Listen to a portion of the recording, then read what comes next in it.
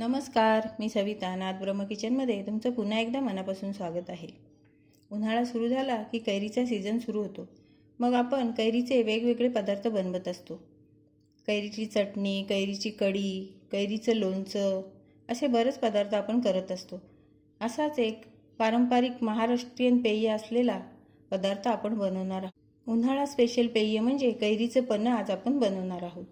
उन्हाचा दाह कमी करून शरीराला थंडावा देऊन ताजेतवाने करणारे हे पन्हे बनवणे एकदम सोपे आहे। चवीला उत्तम आणि आरोग्याला फायदेशीर असलेले हे पन्हे आपल्याला उष्माघातापासून दूर ठेवते।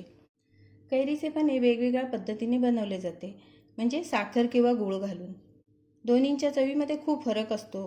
गुळाचा गोडवा वेगळाच असतो। गूळ वापरून बनवलेले पन्हं एकदम अप्रतिम चवीचं लागतं, म्हणून मी आज इथे गूळ घालून पन्हं तयार करत आहे। तुम्हाला साखर वापरून करायचं असेल तर तुम्ही करू शकता, पण गुळाची चव खूप अप्रतिम लागते। तर असंच कच्च्या कैरीचं पन्हं बनवण्यासाठी मी इथे एक कच्ची कैरी घेतलेली आहे। आता मी ही कैरी छान वाफवून घेते। कैरी वाफवण्यासाठी मी एक कुकर घेतलेला आहे। कुकरला खाली पाणी टाकून जाळी ठेवलेली आहे आणि एक भांडे ठेवलेले आणि त्याच्यामध्ये मी कैरी ठेवते। कैरीच्या इथे मी पाणी टाकत नाही आहे, ही अशीच मी वाफवणार आहे। तर हिला 2 शिट्ट्या घेऊन मी तुम्हाला वाफवून दाखवते। पन्हं तयार करण्यासाठी आपली कैरी वाफवून झालेली आहे। आता ती थंड झालेली आहे।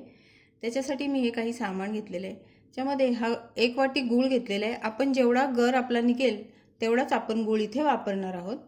पाव चमचा वेलची पावडर घेतलेली आहे। इथे 1 चमचा जिरं भाजून थोडं जाडसर वाटून घेतलेलं आहे आणि पाव चमचा काळी मिरी घेतलेली आहे। काळं मीठ घेतलेलं आहे अर्धा चमचा, थोडीशी पुदिन्याची पाने घेतलेली आहेत। आता मी या कैरीचा गर काढून घेते। छान चमच्याने असा गर काढून घ्यायचा। जेवढा गर निघेल आपण तेवढाच गूळ इथे वापरणार आहोत। आपला कैरीचा गर पाऊण वाटी झालेला आहे, म्हणून त्यासाठी मी इथे पाऊण वाटी गूळ घेतलेला आहे। आता आपण पन्हं करायला घेऊया। एक मिक्सरचं भांडं घेऊया आणि त्याच्यामध्ये ही कैरी आणि गूळ टाकून घेऊ। जिरं आणि काळी मिरी, ही पाव चमचा वेलची पावडर घेतली, मीठ घेतलेलं आहे, एक थोडीशी पुदिन्याची पानं घेतलेली आहेत, ती सुद्धा मी टाकून घेते आणि आता हे छान मिक्सरला फिरवून घेऊया आपण। छान आपलं पन्हं तयार झाले। आपलं पन्हं छान तयार झालेलं आहे। मी तुम्हाला आता ते छान करून दाखवते।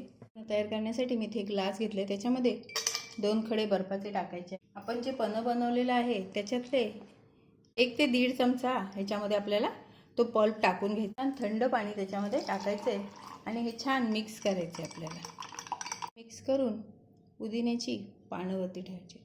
आपलं पन्हं तयार आहे।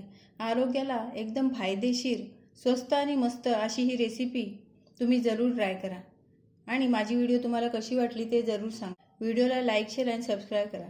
धन्यवाद।